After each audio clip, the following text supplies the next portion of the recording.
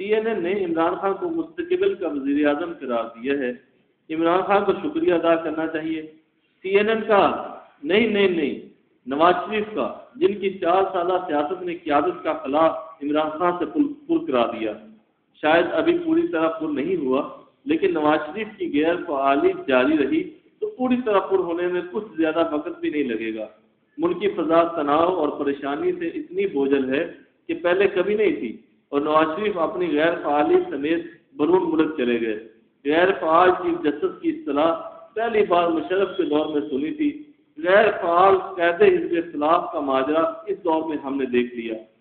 پہلے ہی صورتحال کچھ یوں ہو گئی کہ 2-3 روز پہلے جب عمران خان نے بلوال میں ایک بڑا جلسہ کیا تو ایک لیگی نے کہا اتنا بڑا جلسہ تو ہم بھی کر سکتے ہیں۔